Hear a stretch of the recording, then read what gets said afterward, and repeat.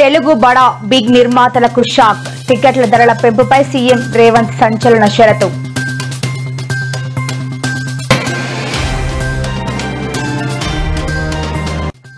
మొంతా తుఫాన్ ఎఫెక్ట్, అవసరమైతే ఆర్మీని దించుతాం. మంత్రి నారా లోకేష్ కీలక ప్రకటన.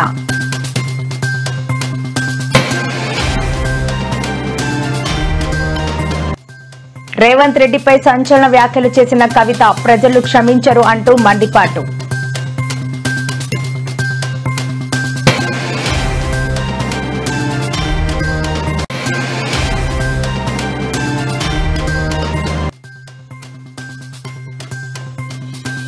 తరుముకొస్తున్న మొంతా తీవ్ర తుఫాను, పవన్ కళ్యాణ్ తో కలిసి సీఎం చంద్రబాబు సమీక్ష. మొంతా తుఫాన్ ఎఫెక్ట్, తెలంగాణలో 3 రోజుల భారీ వర్షాలు, పలు జిల్లాలకు రెడ్ అలర్ట్ జారీ చేసిన అధికారులు.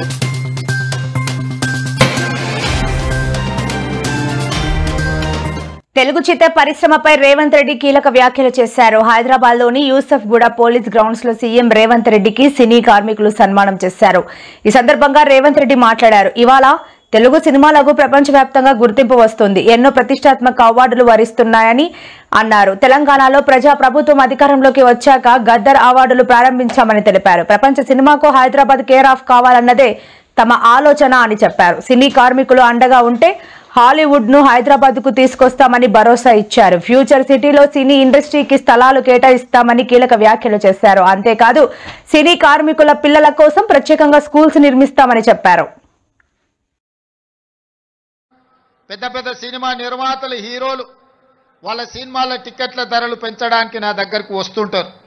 నేను నిర్మాతలకు చెప్పిన, మరి పెంచిన దాంట్లో కొంతైనా కార్మికులకు వాటా ఉండాలి కదా అని. రాష్ట్ర ప్రభుత్వం సినిమా టికెట్ల ధరలు పెంచితే హీరోలకు ఆదాయం వస్తుంది, నిర్మాతలకు ఆదాయం వస్తుంది. కార్మికులకు మాత్రం ₹1 కూడా అదనంగా రావడం లేదు. అందుకే ఈ వేదిక మీద నుంచి మీకు మాట ఇస్తున్నా, ఆ ఆదాయంలో 20% కార్మికులకు ఇస్తేనే రాష్ట్ర ప్రభుత్వం జీవో ఇస్తుంది. మీ శ్రమతో సంపాదించే ప్రతి రూపాయిలో మీకు వాటా ఉండాలి, మీకు భాగస్వామ్యం ఉండాలి. ఈ వేదిక మీద నుంచి మా అధికారులకు నేను ఆదేశాలు ఇస్తున్నా, రేపటి భవిష్యత్తులో ఎంత పెద్ద నిర్మాత అయినా, ఎంత ఇన్ఫ్లుయెన్షియల్ పర్సన్ అయినా రాష్ట్ర ప్రభుత్వం అదనంగా టికెట్ల ధరలు పెంచితే వచ్చే ఆదాయంలో 20% నా కార్మిక సోదరుల కుటుంబాలకు వెల్ఫేర్ ఫండ్ కింద వాళ్ళకు ఆ నగదు బదిలీ జరిగితేనే ఆ ఒప్పందం ప్రకారమే మా రాష్ట్ర ప్రభుత్వం జీవో ఇస్తుంది. ఈ నిబంధనలు నేను సవరిస్తానని చెప్పి ఈ సందర్భంగా కార్మిక సోదరులకు నేను మాట ఇస్తున్నా.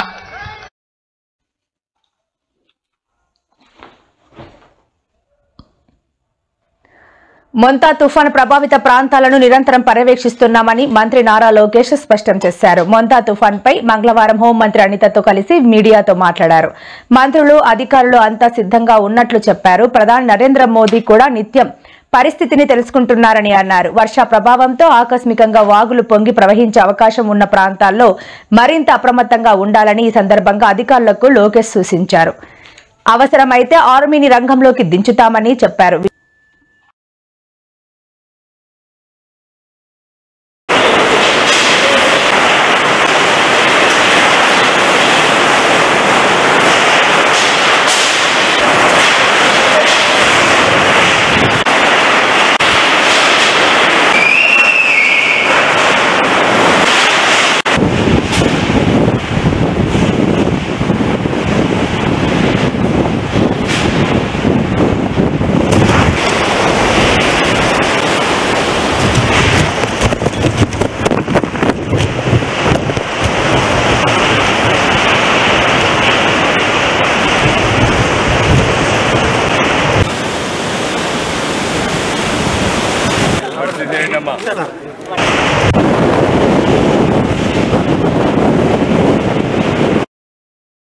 విశాఖ తదితర తీర ప్రాంతాల్లో వర్షాలు గాలుల తీవ్రత ఎక్కువగా ఉందని తెలిపారు. ఈ తుఫాన్ దాదాపు 40 మందిపై ప్రభావం చూపుతోందని అన్నారు.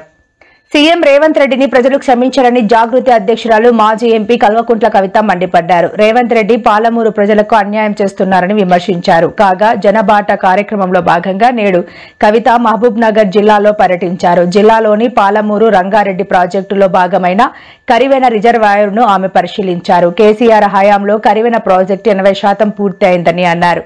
కాంగ్రెస్ అధికారంలోకి వచ్చి 2 ఏళ్లు కావస్తున్నా ప్రాజెక్టు అడుగు కూడా ముందుకు పడలేదని విమర్శించారు. పాలమూరు ప్రజలు రేవంత్ ను ఎన్నటికీ క్షమించబోరని కవిత ఫైర్ అయ్యారు. జిల్లాలో మరి పెద్ద ఎత్తున ఆటో డ్రైవర్లందరూ కూడా ఇక్కడ మాతో పాటు రిజర్వాయర్లు చూడడానికి కూడా అంత శ్రమ కోర్చి ఆటోలు ఎక్కించుకొని మరి పైకి వచ్చిండ్రు. వారందరూ కోరుతున్నది ఒకటే, వివిధ జిల్లాలలో ఆటో డ్రైవర్లుగా ఉన్నటువంటి వారు, ముఖ్యంగా మహబూబ్ నగర్ లాంటి ప్రాంతాలు, హైదరాబాద్ కి దగ్గరగా ఉండేటటువంటి ప్రాంతాల్లో ఉన్న ఆటో డ్రైవర్స్ వారు జీవనం గడవక ఇక్కడ జిల్లాలలో డిమాండ్ తక్కువ ఉండి ఒక 2 రూపాయలు ఎక్కువ వస్తాయని హైదరాబాద్ పట్టణానికి అప్పుడో ఇప్పుడో వచ్చి వాళ్ళు ఆటోలు నడుపుకుంటుంటారు. శివారు ప్రాంతాల్లోనే ఎక్కువగా వాళ్ళు నడుపుకుంటా ఉంటారు. మరి మీ ప్రభుత్వం, కాంగ్రెస్ ప్రభుత్వం అటువంటి పేద ఆటో డ్రైవర్లకు ఇచ్చిన మాటలన్నీ తప్పిండ్రు. వాళ్ళంతటా వాళ్ళు కష్టపడి 2 రూపాయలు సంపాదించుకుందామంటే మీరు దాడులు చేస్తున్నారు, కేసులు పెడుతున్నారు. నేను గౌరవ ముఖ్యమంత్రి గారిని గుర్తు చేస్తా ఉన్నా, మీరు ఏదైతే ఆటో డ్రైవర్లకు 12,000 ఇస్తామన్నారో తక్షణం అది రిలీజ్ చేయండి. ట్యాక్సులు రద్దు చేస్తామన్నారు, అది రిలీజ్ చేయండి. ఇవన్నీ పక్కకు పెట్టి మీరు హైదరాబాద్ కు వస్తున్నటువంటి వాళ్ళని కూడా కొత్త కొత్త రూల్స్ తీసుకొచ్చి వాళ్ళని ఇబ్బంది పెడుతున్నారు. అటువంటి ఇబ్బందులు దయచేసి గురి చేయకండి. మీరు ఒకప్పుడు హైదరాబాద్ ఫ్రీ జోన్ చేయాలని మాట్లాడినారు ముఖ్యమంత్రి గారు. ఇవాళ ఆటో డ్రైవర్లకు కూడా హైదరాబాద్ నగరం అందుబాటులో లేని పరిస్థితి వచ్చింది. మహబూబ్నగర్ జిల్లా వాళ్ళకు కూడా హైదరాబాద్ అనేటటువంటిది ఫ్రీ జోన్ లేకుండా ఉన్నటువంటి పరిస్థితి వచ్చింది. కాబట్టి దీన్ని మీరు తీవ్రంగా పరిగణించాలి. మీ ట్రాన్స్పోర్ట్ కమిషనర్ గారికి మీరు తొందరగా ఆర్డర్స్ ఇవ్వండి. రూరల్ ఆటో డ్రైవర్స్ జీవనోపాధిని కాపాడండి.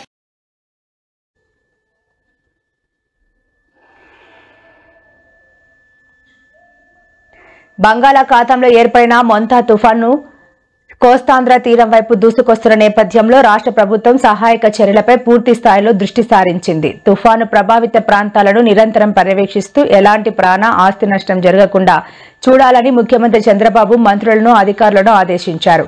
భారీ వర్షాల కారణంగా వాగులు ఆకస్మికంగా పొంగిపొర్లే ప్రమాదం ఉన్న ప్రాంతాల్లో మరింత అప్రమత్తంగా ఉండాలని స్పష్టం చేశారు.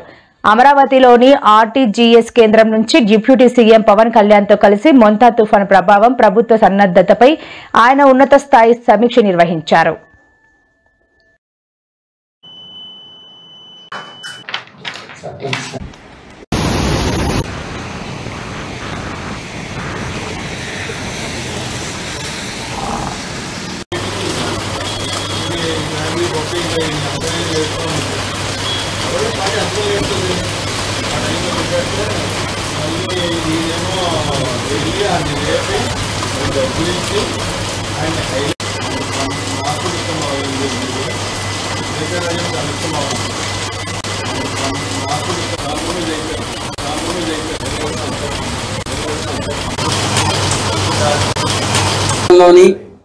నిన్నటి తీవ్ర వాయుగుండం నిన్న రాత్రికి సైక్లోన్ మోంతా రాత్రికి మధ్యలో ఆంధ్ర కోస్తా తీరంలో అనగా కళింగపట్నం, మచిలీపట్నం మధ్య కాకినాడకు అతి సమీపంలో తీరాన్ని తాకే అవకాశం ఉంది. వర్షాలకు ఆస్కారం ఉంది. ఇక ఈ 24 గంటల్లో పశ్చిమ రాయలసీమ అయిన కర్నూలులోను, అనంతపురంలోను, శ్రీ సత్యసాయి జిల్లాలోను 1-2 చోట్ల భారీ వర్షపాతం నమోదయ్యే అవకాశం ఉంది. ఇక రెండవ రోజున ఫ్లాష్ ఫ్లడ్ వార్నింగ్, ఆకస్మిక వరద కూడా కొన్ని ప్రాంతాల్లో ఉండే అవకాశం ఉంది. పరిశీలన చేయటం జరుగుతుంది. ఎందుకంటే ఈ పరిణామం అనేది క్రమక్రమంగా మారుతూ ఉంటుంది. ఇప్పటికున్న పరిస్థితుల్లో అది కాకినాడకు సమీపంలోనే తీరాన్ని తాకే అవకాశం ఉంది. తీరాన్ని తాకే సమయంలో 90 నుంచి 100, గరిష్టంగా 110 కిలోమీటర్ల వేగంతో బలమైన గాలులు వీచే అవకాశం ఉంది. కాబట్టి ముఖ్యంగా కాకినాడ పరిసర ప్రాంతాల్లోనూ, కోస్తా తీరంలోనూ చాలా చోట్ల తీసుకోవాల్సిన జాగ్రత్తలు బంగాళాఖాతంలో ఏర్పడిన తీవ్ర తుఫాను మోంతా ప్రభావంతో తెలంగాణలో రాగల 3 రోజులు భారీ నుంచి అత్యంత భారీ వర్షాలు కురిసే అవకాశం ఉందని హైదరాబాద్ వాతావరణ కేంద్రం హెచ్చరించింది. ఉరుములు, మెరుపులు, ఈదురుగాలులతో కూడిన భారీ వర్షాలు కురిసే అవకాశాలున్నాయని వెల్లడించింది. మోంతా తుఫాను గడిచిన 6 గంటలుగా 15 కిలోమీటర్ల వేగంతో కదులుతున్నదని, ప్రస్తుతం ఏపీలోని మచిలీపట్నానికి 110 కిలోమీటర్లు, కాకినాడకు 190, విశాఖపట్నానికి 220 కిలోమీటర్ల దూరంలో కేంద్రీకృతమైందని చెప్పారు.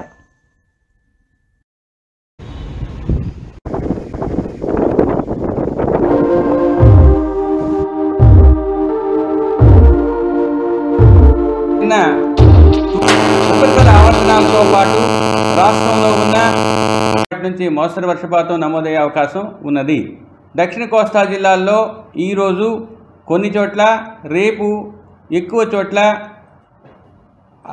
3వ రోజు నుంచి 6వ రోజు వరకు కొన్ని చోట్ల, 7వ రోజు 1-2 చోట్ల తేలికపాటి నుంచి మోస్తరు వర్షపాతం నమోదయ్యే అవకాశం ఉంది.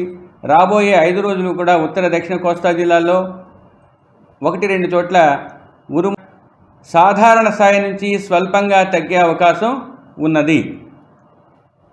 ఇక నైరుతి ఋతుపవనాలు అండమాన్ పరిసర ప్రాంతాల నుంచి కొంచెం ముందుకు కదులుతూ రాబోయే 3-4 రోజుల్లో మధ్య బంగాళాఖాతానికి చేరుకునే అవకాశం కనిపిస్తుంది.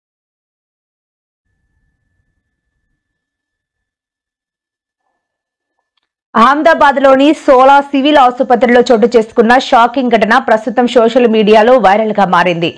వీడియో ప్రకారం కుమార్తెకు చికిత్స కోసం వచ్చిన తండ్రిని ఒక మహిళా డాక్టర్ సహనం కోల్పోయి చెంపదెబ్బ కొట్టింది.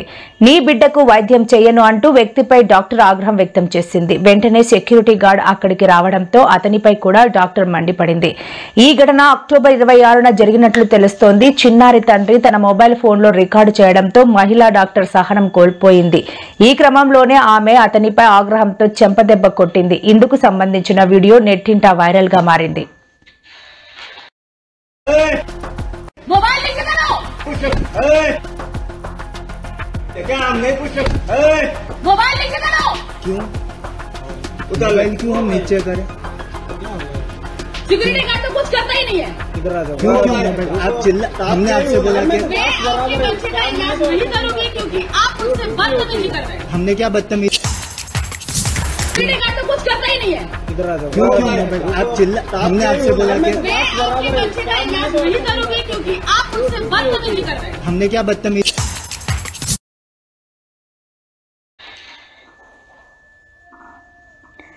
కరీంనగర్ జిల్లా గంగాధర మండలం పరిధిలోని క్యూరిక్యాల ప్రభుత్వ పాఠశాలలో విద్యార్థులపై లైంగిక వేధింపుల ఘటనపై తాజాగా కేంద్ర మంత్రి బండి సంజయ్ స్పందించారు. ఈ సందర్భంగా ఇవాళ ఆయన కరీంనగర్లో మీడియాతో మాట్లాడుతూ లైంగిక వేధింపుల ఘటనపై ప్రధాన ఉపాధ్యాయుడు సిబ్బంది పాత్రపై పోలీసుల విచారణ కొనసాగుతోందని అన్నారు. ఇప్పటికే ప్రధాన నిందితుడు అటెండర్ యాకూబ్ బాషాపై ఫోక్సో కేసు నమోదైందని, ఈ మొత్తం వ్యవహారం అందరి నిర్లక్ష్యం ఉందని అన్నారు. బాధ్యులపై కూడా అవసరమైతే ఫోక్సో కేసు నమోదు చేయాలని సూచించారు. జరిగినటువంటి సంఘటన చాలా దారుణమైన సంఘటన. ఆ నిందితుడిని గుర్తించడం, నిందితుడికి ఏ విధంగా ట్రీట్మెంట్ ఇవ్వాలో ఆ విధంగా ట్రీట్మెంట్ ఇచ్చారు. హెడ్ మాస్టర్ యొక్క నిర్లక్ష్యం దీనిలో కనబడ్డాయి కాబట్టి హెడ్ మాస్టర్ కూడా సస్పెండ్ చేశారు. పిల్లల భవిష్యత్తుకు భరోసా ఇవ్వడానికి అధికారులు చర్యలు తీసుకోవాలి. పిల్లల పేరెంట్స్కు ధైర్యం ఇవ్వాలి, పిల్లలకు ధైర్యం ఇవ్వాలి, వాళ్ళకు ఒక భరోసా కల్పించాలి. సోషల్ మీడియా వారేసి కూడా విజ్ఞప్తిస్తున్నా, ఆ మండల్ పేరు కానీ ఆ స్కూల్ పేరు కానీ వాళ్ళ పేర్లు కానీ చూపెట్టే ప్రయత్నం చేయొద్దు.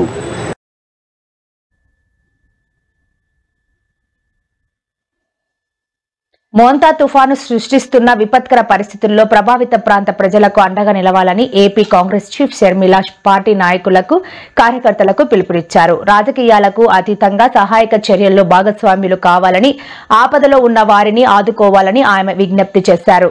తుఫాను ప్రభావంతో ప్రజలు ఎదుర్కొంటున్న ఇబ్బందులను దృష్టిలో ఉంచుకుని కాంగ్రెస్ శ్రేణులు అప్రమత్తంగా ఉండాలని షర్మిల సూచించారు. ప్రాణ నష్టం జరగకుండా చూడటం మన అందరి బాధ్యత అని ఆమె పేర్కొన్నారు. ఆపద సమయంలో ప్రజలకు అండగా నిలవడమే మన కర్తవ్యమని తెలిపారు.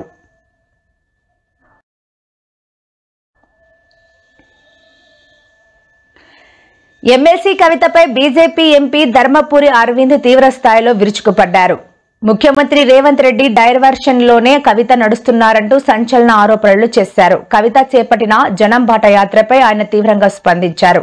అసలు కవిత ఎవరు, జాగృతి ఏంటి అని ప్రశ్నించారు. కవిత జనం బాట యాత్ర తిహార్ జైలుకు దారితీస్తుందని, 3-4 ఏళ్లలో ఆమె ఆశయం నెరవేరుతుందని ఎద్దేవా చేశారు. గతంలో కాంట్రాక్టర్లు ఆమె వేధింపులకు భయపడి పారిపోయారని ఆరోపించారు. ఈ పర్యటనలో తన తండ్రి కేసీఆర్ ఫోటో లేకుండా కేవలం ప్రొఫెసర్ జయశంకర్ ఫోటోతోనే ఆమె ప్రజల్లోకి వెళ్లడం రాజకీయ వర్గాల్లో ఆసక్తికర చర్చకు దారితీసింది. 190 ఒక మెంబర్ రాజీనామా చేసినాక దాన్ని ఆపే అర్హత కూడా లేదు ఈయనకి. ఎట్లాప్తో ఫార్మాట్లో చేసినాక సుప్రీంకోర్టు వర్డిక్ట్ ఉన్నది. Honorable Supreme Court of India in the case of Srimant Balasaheb Patil versus Honorable Speaker Karnataka Legislative Assembly and others has clearly held that the Speaker or Chairperson can reject a resignation only if the inquiry demonstrates that it is not voluntary or genuine. The inquiry should be limited to ascertaining if the member intends to relinquish his or her membership out of his or her free will. Once it is demonstrated that a member is willing to resign out of his or her free will, the speaker or chairperson has no option but to accept the resignation. ఏంది ములాఖాతు రేవంత్ కి కవితకి? ఏంది ములాఖాతు? Sukhender Reddy phone చేసి, అమ్మ నువ్వు రాజీనామా ఎందుకు చేసినావు, నువ్వు ప్రెషర్లో ఉన్నావు, మీ అయ్యలో కొట్టిండు పార్టీలోకి వెళ్ళి నిన్ను, మీ అన్నయ్యలో కొట్టిండు ఇంట్లోకి వెళ్ళి నిన్ను, నీకెందుకే సంబంధం? వాళ్ళు రాజీనామా చేసిరా, వాళ్ళు పార్టీ మారలేదంటారు వాళ్ళు. ఆ పంచాయతీ వేరు. ఇదేం పనులు సుఖేందర్ రెడ్డి గారు? నా ఒక్కదాని కోసం కాదు, నేను ఎంపీగా చేసిన, ఎమ్మెల్సీ చేసిన, 100 పనులు చేసిన, బతుకమ్మని ఎత్తుకొని ప్రపంచం అంతా తిరిగిన, ఎక్కడికి పోయినా ఇవ్వాలటి కూడా ఆడబిడ్డలు బొట్టు పెట్టి హారతి ఇచ్చి గౌరవిస్తారు. నా ఒక్కదాని కోసం అంటలే నేను సామాజిక తెలంగాణ రావాలని, అందరి కోసం రావాలి. ఇవ్వాలటి కూడా వివక్షను ఎదుర్కొనేటటువంటి హరిజనుడి కోసం సామాజిక తెలంగాణ రావాలి. ఇవాళకి కూడా వివక్షను ఎదుర్కొనేటటువంటి గిరిజనుడి కోసం సామాజిక తెలంగాణ. అన్నిటికన్నా ఎక్కువ ఏ పొలిటికల్ బ్యాక్గ్రౌండ్ లేకుండా కేవలం ఆలోచనలే ఇంధనంగా పనిచేసేటటువంటి యువ మిత్రులకు పొలిటికల్ ఎంపవర్మెంట్ రావాలంటే సామాజిక తెలంగాణ రావాలి. దానికోసమే మేము పోరాటం చేస్తూ ఉన్నాం, దానికోసమే ఆలోచన చేస్తూ ఉన్నాం.